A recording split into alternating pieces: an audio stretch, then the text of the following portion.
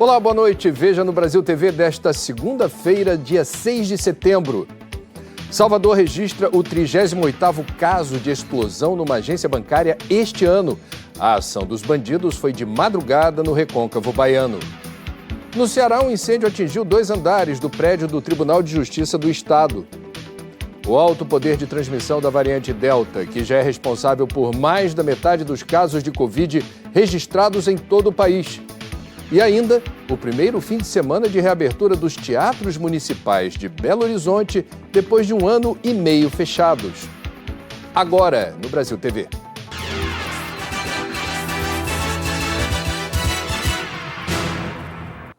O 38º ataque a banco na Bahia aconteceu nesta madrugada em Salinas da Margarida, na região do Recôncavo. Uma quadrilha explodiu uma agência bancária nessa madrugada. O ataque foi durante a madrugada. Segundo moradores, cerca de 15 homens fortemente armados chegaram em carros e explodiram a agência do Banco do Brasil, que fica no centro da cidade. A frente da agência ficou completamente destruída. Moradores contaram que o ataque foi por volta das 3h20 da manhã. Salinas da Margarida é uma cidade pequena, pacata, e com isso os moradores acordaram assustados com o barulho das explosões e com os tiros que foram disparados. A Polícia Militar não informou quantos caixas eletrônicos foram destruídos e nem se os bandidos conseguiram levar algum dinheiro. Este é o 38º ataque a banco aqui na Bahia somente este ano, um número que é maior, é mais do que o dobro do que o registrado em todo o ano passado, quando foram 17 ataques. Camila Marinho de Salvador, para o Brasil TV. A polícia de Mato Grosso do Sul investiga um arrastão no aeroporto da cidade de Aquidauana, região oeste do estado. O Oswaldo Nóbrega tem as informações. Pelas informações da polícia, ao menos 15 bandidos fortemente armados invadiram o aeroclube de Aquidauana por volta das 2h40 da madrugada. Eles cortaram o arame da cerca e tiveram acesso ao local. Os criminosos renderam 3 funcionários que tomam conta do aeroclube e levaram 3 aviões. Ainda segundo a polícia, as vítimas foram amarradas e sofreram ameaças. Um dos bandidos chegou a jogar combustível numa das vítimas. Os criminosos fizeram o abastecimento e fugiram. Ainda pelas informações da polícia, os criminosos eram brasileiros e estrangeiros. As aeronaves levadas pertencem ao cantor Almir Sater, ao pecuarista e ex-prefeito de Aquidauana, Zelito Ribeiro, e ao ex-prefeito José Henrique Trindade. Segundo a Secretaria de Justiça e Segurança Pública de Mato Grosso do Sul, desde a madrugada, as forças policiais e o setor de inteligência foram acionados. A perícia já foi feita no local do crime. A Força Aérea Brasileira também foi avisada para verificar se os radares instalados nas fronteiras do Brasil com a Bolívia e o Paraguai registraram os voos dessas 3 aeronaves, por se tratar de um trajeto clandestino. Oswaldo Nóbrega, de Campo Grande, para o Brasil TV. Um incêndio atingiu o Tribunal de Justiça do Ceará, em Fortaleza. O fogo tomou conta de 2 andares do prédio. Ninguém se feriu. O Tribunal de Justiça e o governo do estado disseram que os arquivos e os processos não foram destruídos. O incêndio foi controlado no meio da manhã, mas o trabalho do Corpo de Bombeiros continuou no local por boa parte do dia para conter novos focos. O fogo começou no almoxarifado, que funciona no térreo do prédio do Tribunal de Justiça do Ceará por volta das 4 horas da manhã. 2 policiais que faziam a segurança no local perceberam as chamas, saíram e pediram socorro. Ninguém ficou ferido. Segundo o Corpo de Bombeiros, as chamas atingiram 2 andares do prédio, principalmente na parte direita, onde funcionam os setores administrativos do tribunal. Por causa desse incêndio, o expediente presencial dos servidores do Tribunal de Justiça do Ceará hoje foi suspenso, e dos demais servidores dos outros órgãos e secretarias que funcionam no centro administrativo também foi suspenso por causa do forte cheiro de fumaça no local. A Defesa Civil passou o dia trabalhando no prédio para tentar descobrir o impacto do fogo na estrutura física do local. E a perícia já começou os trabalhos para descobrir as causas do incêndio. Aline Oliveira, para o Brasil TV. Um carro foi encontrado com 6 jovens mortos, presos às ferragens, no Distrito Federal. O veículo estava em um riacho, na zona rural de Lusiânia. O carro caiu dentro do riacho com as rodas para cima. Dentro do veículo havia 6 pessoas. Rodrigo Soares, de 15 anos, Luiz Carlos, de 21 anos, Eric Carvalho, de 16 anos, Emerson Madureira, de 17 anos, Matheus Saraiva, de 25 anos e Wesley Rodrigues, de 28 anos. As vítimas saíram do Distrito Federal e Valparaíso de Goiás e estavam indo passar o final de semana em uma chácara no Corumbá 3, aqui em Lusiânia. Segundo o Corpo de Bombeiros, a suspeita é que o motorista tenha perdido o controle da direção nesta descida da estrada de terra e caído dentro do riacho. As vítimas ficaram presas dentro do veículo. Um homem que passava aqui pela região viu o carro e chamou o Corpo de Bombeiros. Ok, um local bastante perigoso, porque se trata de uma curva e logo após a curva tem esse rio, tem essa ponte, e eles caíram um pouco antes da ponte, né? Então a gente não sabe, mas pode ter sido excesso de velocidade. No local falta sinalização. A ponte não tem nenhuma proteção nas laterais. Quem precisa passar por aqui diz que tem medo. Minha mulher fica tremendo. Eu passo da rede primeira e mais cuidado. Toda vez de primeira. Não arrisco passar nem de segunda aqui. Passo, né? Na sorte, né? Devagarzinho na sorte. E à noite? Aí não vem à noite, eu já vi uma hora dessa para não passar a noite. Em outro acidente em que um carro caiu num rio, 2 homens morreram. Foi em Itapuã do Oeste, em Rondônia. A Franciele do Vale tem as informações. O acidente aconteceu na BR-364, no município de Itapuã do Oeste, a cerca de 100 quilômetros da capital do estado, Porto Velho. 2 homens de 22 e 35 anos morreram nesse acidente após o carro em que eles estavam cair no rio. De acordo com a Polícia Rodoviária Federal, no carro estavam 4 pessoas, 2 homens e 2 mulheres, que seguiam sentido Porto Velho, quando o motorista teria perdido o controle da direção, bateu na proteção da ponte e o carro caiu no Rio Crespo. Pessoas que passavam pelo local ajudaram a tirar as 2 mulheres de dentro do carro. Elas foram levadas para atendimento médico na capital. Já o motorista morreu no local. E a segunda vítima desse acidente, o outro homem de 22 anos, o corpo dele só foi localizado no dia seguinte. De Ariquemes, Franciele do Vale para o Brasil TV. No Rio de Janeiro, a polícia investiga um crime no Complexo da Maré, na Zona Norte. 2 irmãs foram baleadas na saída de um baile funk. Uma delas morreu e a outra está em estado grave no CTI. Num abraço apertado na porta do IML, os parentes tentavam encontrar forças, ainda sem explicação para um crime tão absurdo e covarde. Começou com uma discussão na saída de um baile, terminou com uma família destruída. Débora Adelino da Conceição tinha só 20 anos e morreu com um tiro na cabeça. Segundo a Delegacia de Homicídios, o assassino é o namorado, Patrick Jorge de Assis, de 19 anos. Ele também atirou na cunhada, que tentou proteger a irmã. As 2 foram socorridas, levadas para a UPA no Complexo da Maré e depois transferidas para o Hospital Getúlio Vargas, na Penha. Os investigadores dizem que o assassino foi morto por traficantes. A irmã de Débora tem 17 anos. Ela também foi baleada na cabeça. De acordo com os médicos, o estado de saúde da adolescente é muito grave. Essa manhã, enquanto parentes ainda esperavam por notícias na porta do hospital, encontramos o pai aqui no Instituto Médico Legal. Ele precisou ser amparado depois de reconhecer o corpo da filha. O baile clandestino foi na Vila do João, no Complexo da Maré, e estava lotado. O show era do rapper Felipe Ret, que postou vídeos nas redes sociais. Dá para ver centenas de pessoas aglomeradas. A Polícia Militar disse que apoia a fiscalização para evitar cenas como essas durante a pandemia, mas que a prioridade é preservar vidas da população e dos policiais. Nós pedimos um posicionamento para a assessoria do Felipe Ret sobre a participação no baile, mas ainda não tivemos retorno. O alto poder de transmissão já coloca a variante Delta como a responsável por mais da metade dos casos de Covid registrados em todo o país. Um levantamento do Ministério da Saúde, divulgado hoje, mostra que o avanço é maior nos estados do Rio de Janeiro, São Paulo, Rio Grande do Sul e no Distrito Federal. No mapa do Brasil, a Delta ganhou terreno. Só nas últimas 4 semanas, o país sequenciou 953 casos dessa variante. Já os sequenciamentos da variante Gama corresponderam a menos da metade disso, segundo a plataforma de dados de Seide. Zero surpresa para nós, era só uma questão de tempo. Né? Existiu durante algumas semanas, né, ou eventualmente 2 meses, uma espécie de competição biológica entre a variante Gama, né, largamente difundida no Brasil, e a Delta, mas do ponto de vista biológico e epidemiológico, isso não nos surpreende. Na cidade de São Paulo, a Delta é responsável por 7 em cada 10 casos de Covid.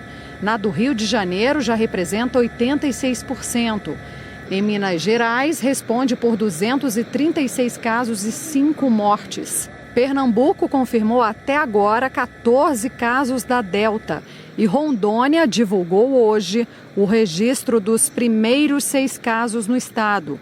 A rede de pesquisadores que monitora as variantes notou a virada de tendência no país. Nós temos aí por volta, nos últimos 2 meses, de 59% das detecções, então a maioria das detecções já serem de Delta. Mas alguns estados sequenciam mais que outros e também, em alguns estados, ela tem uma predominância maior do que em outros estados. Segundo o Ministério da Saúde, até o dia 3 de setembro foram registrados 2.855 casos da Delta em 19 estados e no Distrito Federal. Rio de Janeiro, São Paulo, Rio Grande do Sul, Distrito Federal e Minas Gerais são os com maior incidência da variante. O número de mortes pela Delta chegou a 79 em 9 estados e no Distrito Federal. Foram 28 no Paraná, 22 no Rio Grande do Sul, 11 no Rio e 6 no DF. Já é possível que os tomadores de decisão possam avaliar esses dados e saber com bastante segurança aonde a variante está se elevando e, a partir daí, se necessário, tomar medidas. Mas o grande marcador tem que ser o número de casos, tem que estar todo mundo muito atento para as tendências de elevação no número de casos e de internações, enfim. A preocupação agora não é só com a predominância da Delta, mas é também com a possibilidade de que possa haver novas mutações, já que passados quase 8 meses desde o início da vacinação, ainda estamos em um cenário insuficiente de cobertura vacinal completa. Nunca as medidas ditas não farmacológicas foram tão importantes. Nos preocupa enormemente observarmos essa quantidade de aglomerações, de pessoas se comportando como se não houvesse mais pandemia, como se não houvesse mais risco de que crianças e adolescentes possam eventualmente levar doenças para dentro das suas casas. O uso de máscaras adequadas, de boa qualidade, nunca foi tão importante quanto agora. Em Serrana, no interior de São Paulo, a população com mais de 60 anos começou a ser vacinada hoje com a dose de reforço. A cidade fez parte de uma pesquisa para um estudo do Instituto Butantan. Mais de 90% dos moradores foram vacinados com Coronavac. Quem tem os detalhes dessa nova etapa de vacinação é o Dirceu Martins. Serrana fica a 315 quilômetros da capital, no interior de São Paulo, como você falou, e pelo menos 5 mil moradores com mais de 60 anos devem receber essa dose de reforço da Coronavac. Vão ser vacinados, inclusive, as pessoas, os moradores, que completaram a vacinação há menos de 6 meses. Essa decisão contraria o Ministério da Saúde e o governo do estado de São Paulo, que estabelecem um período mínimo de intervalo aí de 180 dias. A Secretaria Municipal da Saúde aqui de Serrana informou para a gente que essa decisão foi tomada em conjunto com o Instituto Butantan de fazer esse reforço aqui em Serrana só com intervalo mínimo de 3 meses. A Prefeitura também vai aplicar testes rápidos na população. Quando o teste for positivo, essa pessoa também vai fazer o teste do PCR. Serrana foi a primeira cidade do Brasil a fazer uma campanha de vacinação em massa contra a Covid. Ao todo, 27 mil doses foram aplicadas em 95% da população adulta entre fevereiro e abril deste ano. E o resultado deste estudo é impressionante. Veja só, a vacinação aqui reduziu a contaminação do coronavírus em 80%, as internações nos hospitais em 86% e a vacinação reduziu as mortes em 95%. Em Belo Horizonte, adolescentes de 12 a 17 anos com comorbidade começaram a ser vacinados hoje com a primeira dose da vacina contra a Covid. Faltava meia hora para esse posto abrir no bairro Santa Lúcia e a fila já era grande. Foi só abrir o portão e ela acabou rapidinho. Mesma coisa nessa outra unidade, no bairro Dom Cabral. A Yasmin pulou cedo da cama para garantir a primeira dose. Com muita expectativa, muita ansiedade para chegar esse momento, para a gente conseguir vencer essa pandemia. É muito importante que os jovens façam sua parte também. Estou muito emocionada de finalmente ter chegado o dia.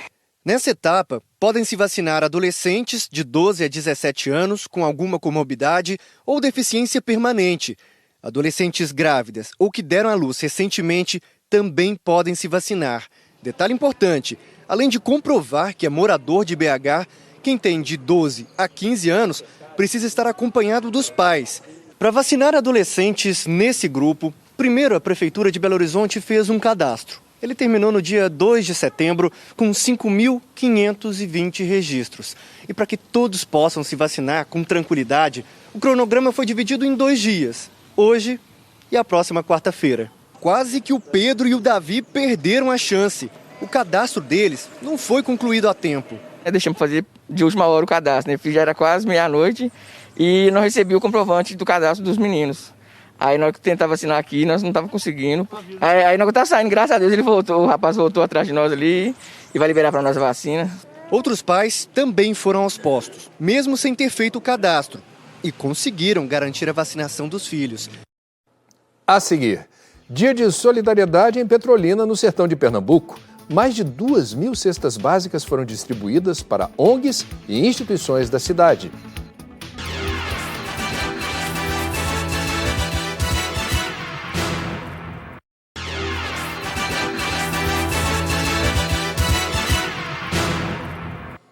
Brasil TV de volta com um caso de violência doméstica.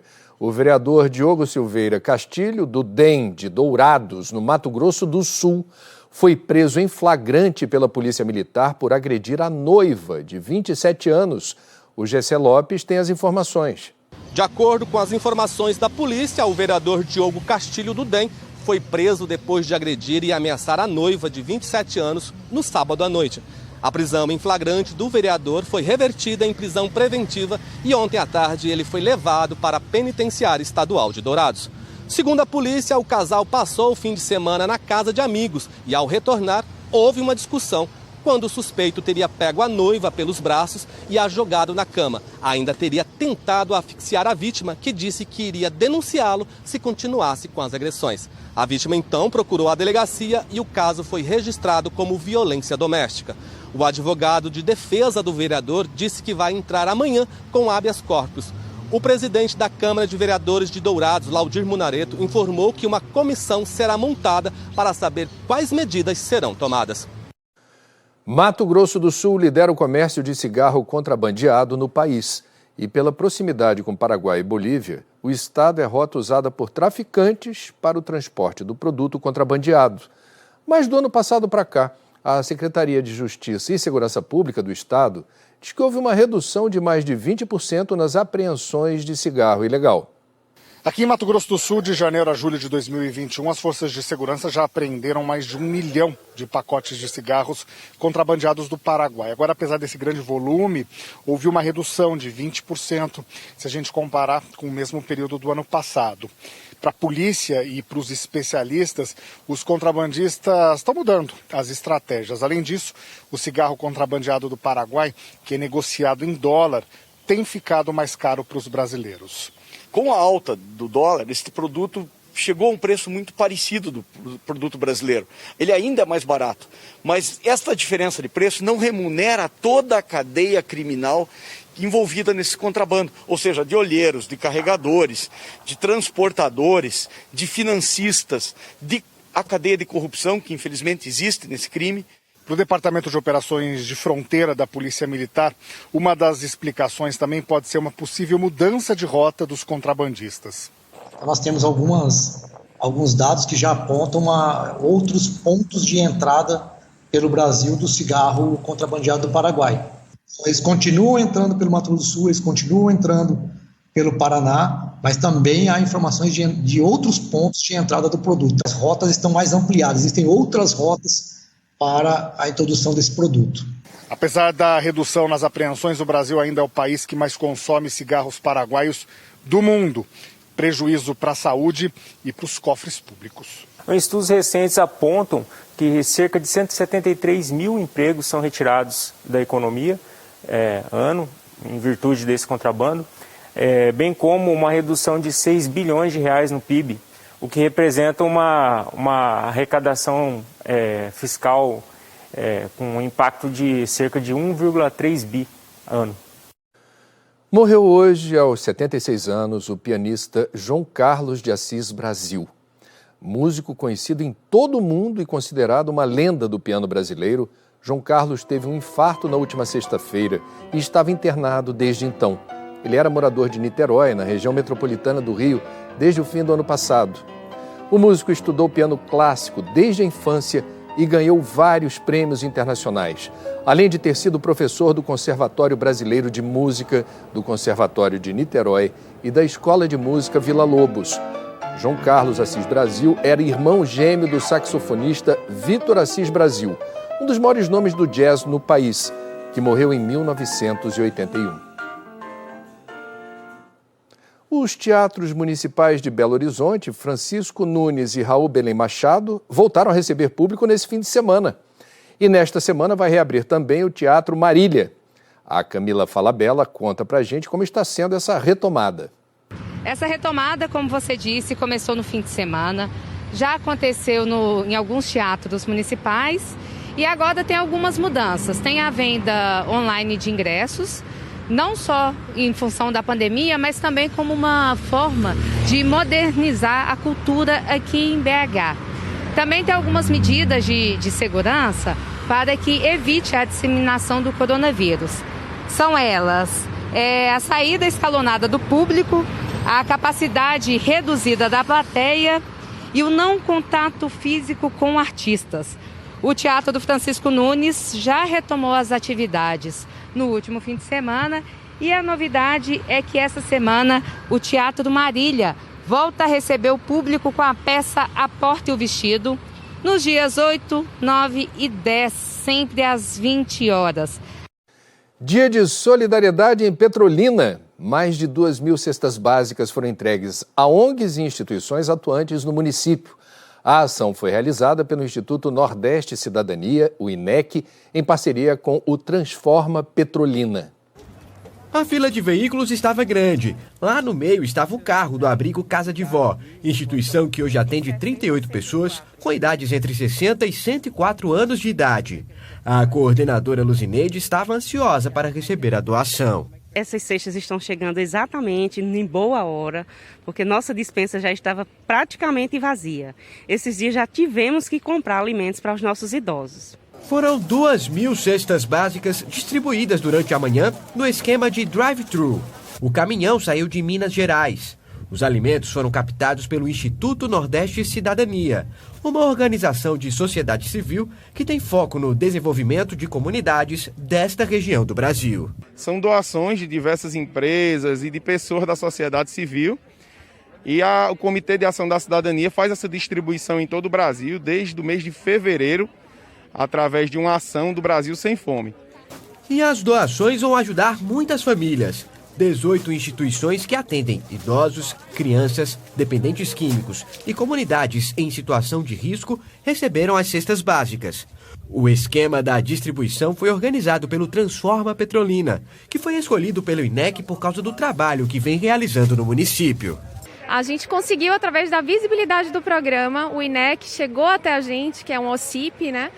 E informando que precisava destinar um quantitativo de cestas básicas. A gente, como Transforma e como essa ponte, ficou muito feliz em estar fazendo aí que com esses interesses se encontrassem, né? Aquele que quer ajudar e quem está precisando de ajuda.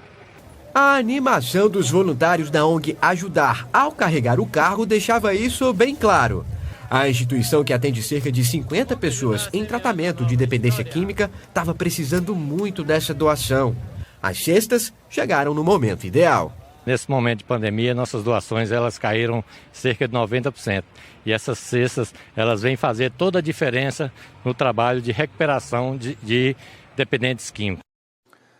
O Brasil TV fica por aqui. Outras notícias logo mais no Jornal Nacional às 8h30 da noite, horário de Brasília.